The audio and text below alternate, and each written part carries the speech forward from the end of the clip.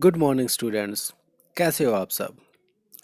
तो इस चैप्टर में हम कोहेरेंट सोर्सेज के बारे में पढ़ चुके हैं। इंटरफेरेंस ऑफ लाइट के बारे में हमने पढ़ा था और यंग डबल स्लिट एक्सपेरिमेंट भी किया था। यंग डबल स्लिट एक्सपेरिमेंट में हमने देखा कि जब कंस्ट्रक्टिव इंटरफेरेंस होता है, मतलब क्रस्ट के ऊपर क्रस्ट और ट्रफ के ऊपर ट्रफ आती है, सुपरपोजिशन होता है दो वेव्स का, तो ब्राइट फ्रिंज बनती है। फ्रिंज एक बैंड होती है जो ब्राइट लाइट का होता है। ठीक है, एक ब्राइट लाइट की पट्टी बन जाती है वहाँ पे स्क्रीन के ऊपर। और जहाँ पे डिस्ट्रक्टिव इंटरफेरेंस था, डिस्ट्रक्टिव मतलब कि एक वेव का क्रस्ट और दूसरी का ट्रफ कोइंसाइड करेंगे, जिससे कि वहाँ पे डार्क फ्रिंज बन रही थी। तो ये ब्राइट और डार्क फ्रिंजेस बन रही थी।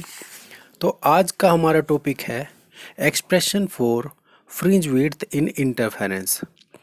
तो आज हम इन फ्रिंजेस की विड्थ निकाल लेंगे और theory of interference of light, इसी टॉपिक का दूसरा नाम है theory of interference of light, कि इंटरफेरेंस के अंदर कैसे कैसे लाइट की ब्राइट और डार्क फ्रिंजेस बनती हैं उनके बारे में हम बात करेंगे। आगे देखिए, suppose A and B are two fine slits. A और बी आप फिगर में देख सकते हैं, ए और बी दो स्लिट्स हैं। स्लिट्स मतलब छोटे छोटे होल्स। ए स्मॉल डिस्टेंस डी अपार्ट, इनके बीच का डिस्टेंस काफ़ी कम है जिसे डी लिया गया है।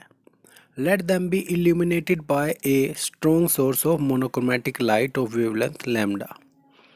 मान लो ये दोनों स्लिट हैं, इनको इल्यूमिनेट किया जाता है, मतलब strong source of monochromatic light जिसकी वेवलेंथ लैम्डा है वो रखा जाता है इनके पास।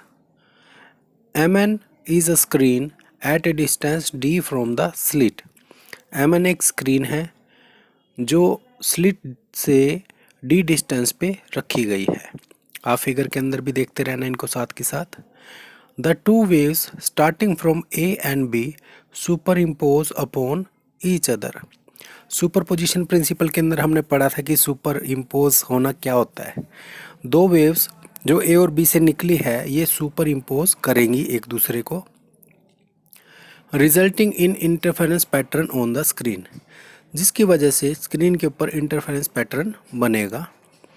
Placed parallel to slits A and B, तो ए और बी के पैरेलल में ये रखी गई है, स्लिट ए बी के पैरेलल में हमने स्क्रीन रखी है, तो उसके ऊपर इंटरफेरेंस पैटर्न बनेगा। O is centre of distance D, तो डिस्टेंस डी जो ए और बी के बीच में उसका सेंटर ओ है। Between the slits A and B draw A E B F and O C perpendicular to M N. तो हम तीन लाइन ड्रॉ करते हैं, A E B F and O C M N के perpendicular. The intensity of light at a point on the screen will depend upon the path difference between the two waves arriving at that point, कि किसी भी point पे screen के जो intensity of light होगी वो किस बात पे डिपेंड करेगी कि दोनों वेव के पाथ में डिफरेंस कितना है। ये हमने जो है पहले भी पढ़ा था कि जो इंटरफेरेंस है वो इन बातों पे डिपेंड करेगा कि इनकी वेवलेंथ कैसी है। तो वेवलेंथ तो लैम्डा है, हमने मोनोक्रोमेटिक सोर्स ऑफ लाइट लिया हुआ है और दो स्लिट है, दोनों से सेम वेवलेंथ निकलेगी। और दूसरा इनका पाथ डिफरेंस के ऊपर ये डिपेंड करता था। आगे देखिए, the point C on the screen is at equal distance from A and B. तो पॉइंट सी है वो ए और बी दोनों स्लिट हैं, इनसे इक्वल डिस्टेंस पे है। Therefore path difference between two waves reaching C is zero, तो इसका मतलब इनका पाथ डिफरेंस ज़ीरो है। The point C is of maximum intensity, तो पॉइंट सी पे जो इंटेंसिटी होगी वो मैक्सिमम होगी। It is called central maximum, तो इसी को सेंट्रल मैक्सिमम कहेंगे। Consider a point P at a distance X from the C, हमने एक पॉइंट पी ले लिया जो सेंट्रल मैक्सिमम से एक्स डिस्टेंस पे है। फिगर में भी देखते रहना इनको। The path difference between two waves arriving at P, तो पाथ डिफरेंस क्या होगा जो पी पे आएंगी उन वेव्स का वो होगा B P minus A P. B से जो वेव चली उसका डिस्टेंस है बी पी और ए से जो वेव चली उसका डिस्टेंस है ए पी। तो ये आ जाएगा B P minus A B. इसको हमने इक्वेशन नंबर 26 से डिनोट कर दिया। आगे देखिए, let O be the mid point of A B. तो ए बी का मिड पॉइंट हमने ओ ले लिया and A B is equal to E F is equal to D. A B और ई एफ इक्वल हैं, ये D के equal है। A E is equal to B F is equal to capital D, और ये जो distance है दोनों के बीच का ये कैपिटल डी के इक्वल है। In figure 6F.11 P E is equal to P C minus E C. तो फिगर के अंदर आप देख सकते हैं जो पी ई डिस्टेंस है वो किसके इक्वल आएगा, पी सी माइनस ई सी। पी सी की वैल्यू कितनी है, x है, और ई सी की वैल्यू कितनी है, d/2। वो इसका हाफ है, स्लिट के बीच का जो डिस्टेंस है इसका half. And P F is equal to P C plus C F. P C की वैल्यू अगेन x लिख देंगे यहाँ पे, और सी एफ की वैल्यू है d/2। तो ये दो पी ई और पी एफ की वैल्यू हमने निकाल ली, इनका आगे यूज़ करेंगे हम। In triangle B P F triangle के अंदर देखिए ये राइट एंगल ट्रायंगल यहाँ बन रही है। तो बी पी की वैल्यू क्या आएगी, पाइथागोरस थ्योरम लगा दी इसमें, B F square plus P F square सारे का रूट। तो रूट की जगह यहाँ पे क्या आएगा, 1/2 हमने लगा दिया। बी एफ किसके इक्वल है, कैपिटल डी के इक्वल, प्लस पी एफ किसके इक्वल है, ये ऊपर वैल्यू निकाल ली थी, एक्स प्लस स्मॉल d/2, इसका स्क्वायर हो जाएगा, और सारे की पावर 1/2 इज इक्वल टू, इन दोनों का हमने d कॉमन ले लिया, तो d स्क्वायर जो है वो बाहर लेंगे तो क्या आएगा, d स्क्वायर की जगह तो आ जाएगा 1, और नेक्स्ट टर्म में d स्क्वायर है ही नहीं तो वो डिवाइड में आ जाएगा d स्क्वायर, और सारे की पावर है 1/2। अब अगर इसको बाइनोमियल थ्योरम से हम एक्सपेंड करते हैं, मैथ के अंदर भी आपके चैप्टर है उसके अंदर बाइनोमियल वाला, उसके अकॉर्डिंग हम ये जो एक्सपेंड करेंगे इसको, तो बी पी की वैल्यू आएगी d इंटू 1 प्लस जो पावर 1/2 थी ऊपर वो इसके मल्टीप्लाई में आ जाती है, और आगे की टर्म हम छोड़ देते हैं other powers. In triangle A P E, इसी तरह जैसे हमने बी पी एफ में किया ट्रायंगल में, वैसे ही ट्रायंगल ए पी ई के अंदर करेंगे हम। A P is equal to A E square plus P E square, और सारे की पावर 1/2। तो ए ई किसके इक्वल है, डी के, कैपिटल डी के इक्वल है ये, तो यहाँ आ जाएगा D square plus x minus d/2 का होल स्क्वेयर, सारे की पावर 1/2। तो उसी तरह सिंप्लीफाई करके बाइनोमियल थ्योरम लगा के ए पी की वैल्यू आ जाएगी हमारे पास d is into 1 plus 1/2 into x minus D upon में 2 स्क्वेयर अपॉन में कैपिटल डी स्क्वेयर। तो ये इक्वेशन नंबर 28 आ गई हमारे पास। आगे है putting in equation number 26 we get path difference. तो ये 27 इक्वेशन और 28 इक्वेशन में हमने बीपी और एपी की जो वैल्यू निकाली, इसको इक्वेशन नंबर 26 में पुट कर देते हैं, बीपी माइनस एपी, तो इन दोनों का डिफरेंस निकल जाएगा ये, और इसको सोल्व करके हमारे पास आएगा एक्स स्मॉल डी अपॉन में कैपिटल डी। ये इक्वेशन आ गई 29। तो B P minus A P जो पाथ डिफरेंस है उसकी value X small D upon में कैपिटल डी, ये वैल्यू आ गई है हमारे पास।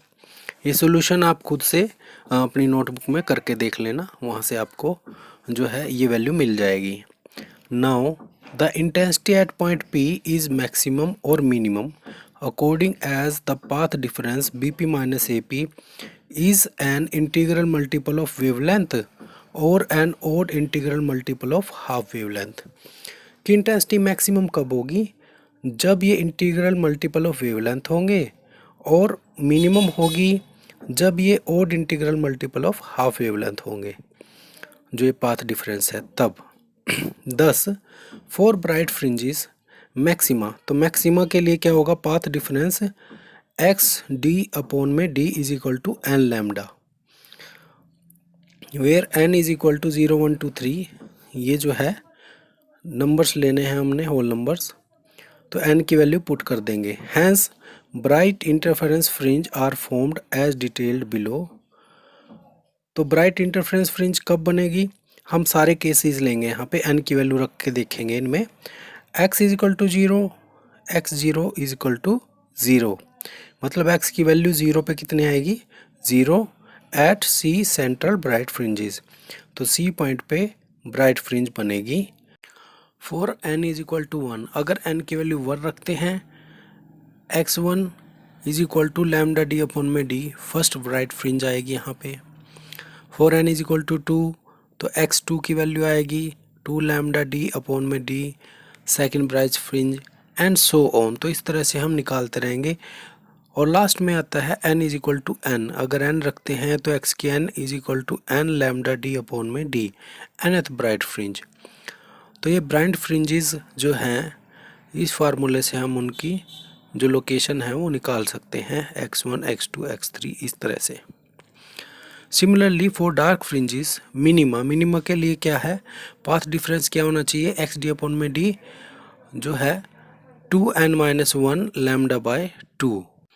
तो यहाँ से x की वैल्यू निकाल लें तो क्या आएगी, 2n-1 into lambda by 2 into capital D by small D, और इसे 31 इक्वेशन से हम डिनोट करेंगे। Hence dark interference fringes are formed as detailed below। तो ये डार्क इंटरफेरेंस फ्रिंजेस कैसे बनती हैं, for n is equal to 1, x1 dash, इनको डैश से रिप्रेजेंट किया हमने, लैम्डा डी अपॉन में 2d, फर्स्ट डार्क फ्रिंज बनेगी ये।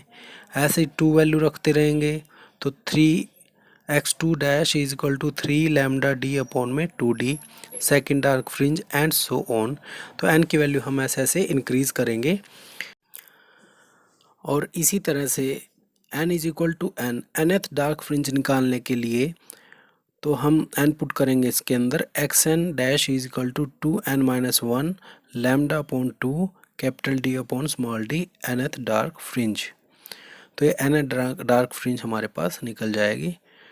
Comparing with the situation of bright interference fringes, we find that dark interference fringes are situated in between bright interference fringes and vice versa।